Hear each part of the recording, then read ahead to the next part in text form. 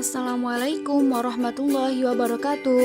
Hai teman-teman, kami dari kelas pembelajaran Quran Hadis kelas H dengan dosen pengampu Ibu Siti Nur Afifah MPD.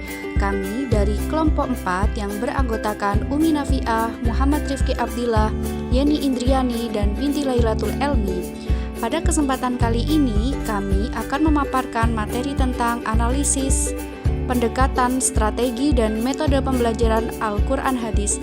Silakan dipahami penjelasan kelompok kita.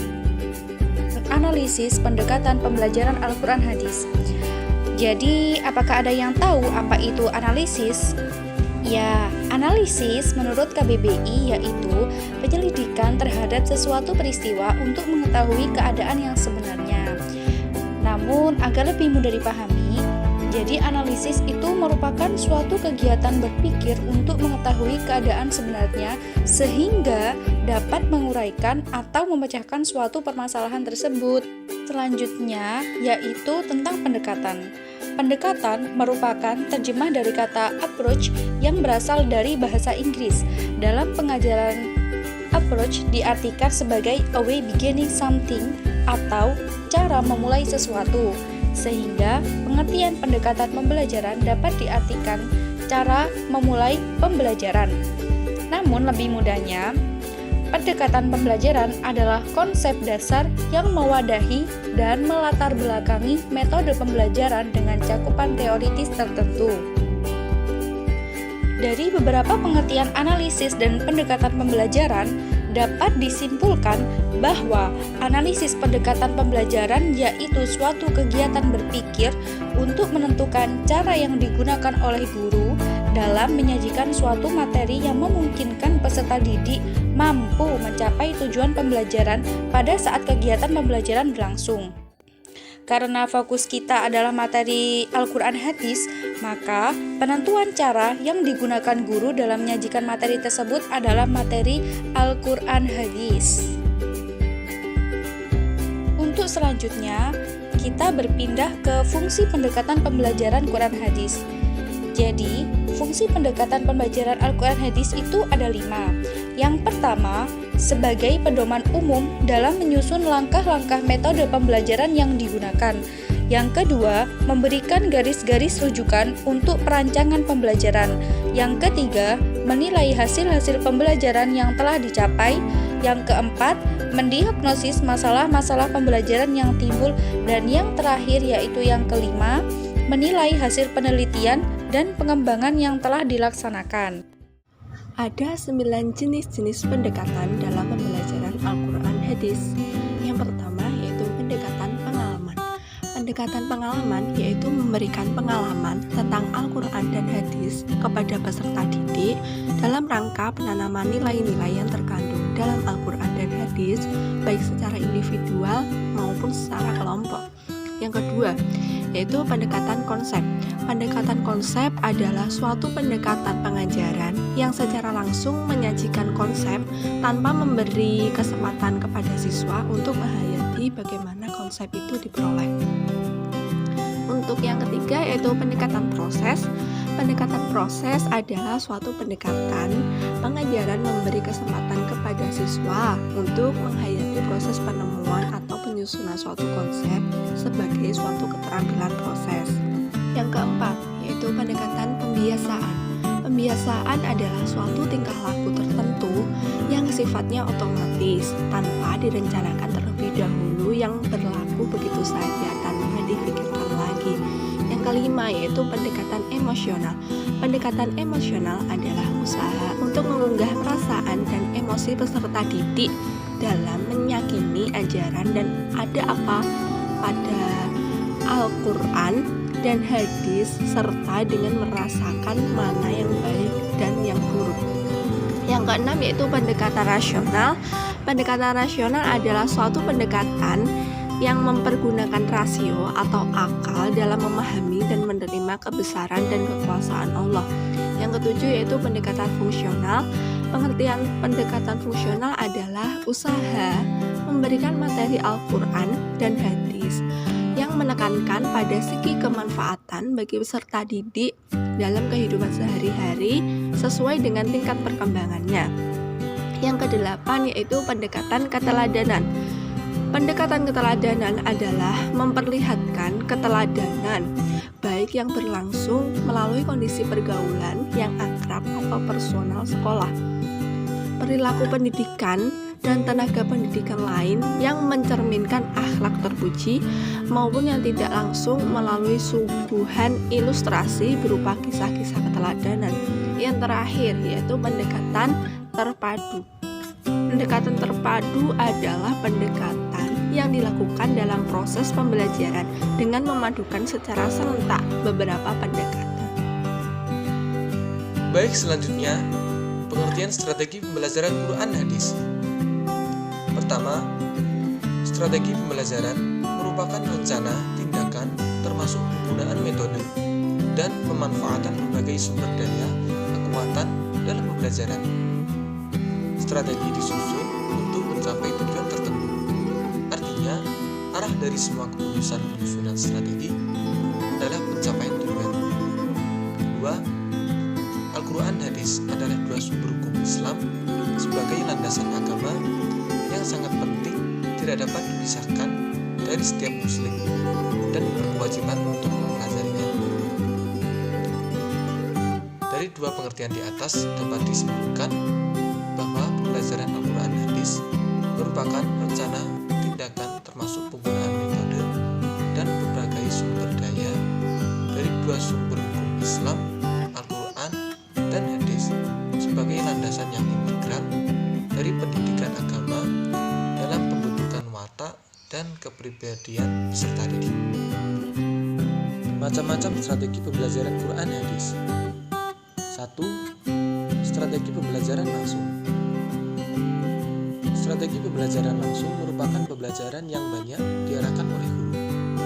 Berikut langkah-langkahnya. Pertama, menyampaikan tujuan dan menyiapkan siswa. Kedua, presentasi dan demonstrasi. Ketiga, memberikan latihan yang terbimbing. Keempat, mengecek pemahaman dan memberikan umpan balik. Dan yang terakhir, memberikan kesempatan latihan mandiri. 2. Strategi pembelajaran tidak langsung.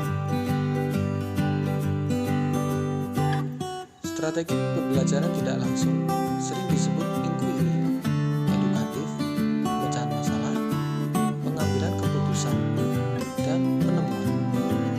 3. Strategi pembelajaran interaktif. Pembelajaran interaktif menekankan pada diskusi dan sharing di antara peserta didik. Diskusi dan sharing memberikan kesempatan peserta didik untuk berdiskusi terhadap gagasan, pengalaman pendekatan, dan pengetahuan guru atau temannya untuk membangun cara alternatif untuk berpikir dan merasakan. 4. Strategi pembelajaran empirik. Pembelajaran empirik berorientasi pada kegiatan aktif, berpusat pada peserta didik, dan berbasis aktivitas. 5. Strategi pembelajaran mandiri. Strategi pembelajaran mandiri merupakan strategi pembelajaran yang bertujuan untuk membangun inisiatif individu, kemandirian, dan peningkatan diri. Metode pembelajaran Quran Hadis dalam membentuk kompetensi siswa. Metode berasal dari bahasa Yunani yaitu meta dan hodos. Meta berarti melalui atau melewati, sedangkan hodos berarti jalan atau cara. Jadi, metode berarti jalan atau cara yang harus dilalui untuk mencapai tujuan tertentu. Metode juga dapat diartikan sebagai cara mengimplementasikan rencana yang disusun dalam kegiatan nyata demi mempermudah pencapaian kompetensi siswa. Metode pembelajaran memiliki banyak pilihan macam yang dapat diimplementasikan guru dalam mata pelajaran Al-Quran Hadis. Ada 6 loh. Yang pertama, metode menghafal. Metode menghafal merupakan kegiatan belajar yang menekankan penguasaan, pengetahuan, atau fakta-fakta tanpa memberi arti terhadap pengetahuan atau fakta tersebut. Yang kedua, metode cerita atau ceramah. Metode cerita atau ceramah ini merupakan metode pembelajaran yang sangat tradisional. Metode ini seringkali mendomisili dalam proses pembelajaran Quran hadis karena untuk memahamkan siswa tentang hal yang gaib. Misalnya nih, tidak cukup bila siswa hanya membaca dan menelaah tanpa ada bantuan stimulus dari guru. Yang ketiga, metode curah pendapat atau brainstorming. Metode ini dapat diimplementasikan bila dalam proses pembelajaran membutuhkan respon, ide, atau gagasan dari siswa. Benar salah tidak dipermasalahkan, karena siswa akan merasa lebih bebas untuk membibarkan imajinasi mereka. Yang keempat, metode diskusi. Metode diskusi ini adalah metode yang bertujuan agar siswa ikut serta dalam berpartisipasi aktif dalam menyambungkan gagasan atau pikiran pada musyawarah untuk mencapai mufakat. Kelima, metode bermain peran atau sosiodrama. Bermain peran ini adalah suatu jenis teknik stimulasi yang umumnya digunakan untuk pendidikan sosial dan hubungan antar insani. Dalam bermain peran, siswa diminta memainkan peran tertentu dengan dialog yang menekankan pada sifat dan sikap yang perlu dianalisis dengan mengungkapkan kondisi yang nyata akan digunakan sebagai bahan pembahasan materi tertentu. Seperti contoh pada mata pelajaran Quran hadis dengan tema makanan dan minuman halal dan haram. Kemudian, siswa dengan segenap tingkat kekreatifan diberikan tugas untuk membuat skenario dan memerankan sesuai tema. Tujuan dari pembelajaran dengan tema dan metode ini adalah untuk mengetahui seberapa jauh pemahaman siswa tentang materi yang dapat dilihat dari isi skenario yang telah dibuat oleh siswa. Kemudian, yang terakhir atau metode yang keenam adalah metode karya wisata.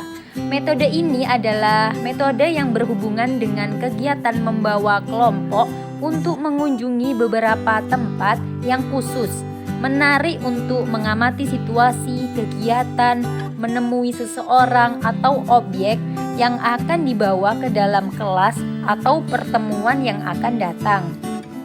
Setelah siswa menyelesaikan kegiatan tersebut, siswa ditugaskan untuk membuat laporan dan mendiskusikan bersama dengan anak didik atau siswa yang lain dan didampingi oleh pendidik atau guru. Itulah beberapa metode yang dapat diimplementasikan dalam mata pelajaran Quran hadis, dan sebenarnya masih banyak jenis metode pembelajaran yang dapat diaplikasikan pada mata pelajaran Quran hadis. Kemudian, guru tidak boleh serta-merta memilih metode pembelajaran tanpa memperhatikan komponen-komponen yang mempengaruhinya, seperti materi, siswa, guru, sarana dan prasarana, serta lingkungan. Itulah presentasi dari kelompok kami.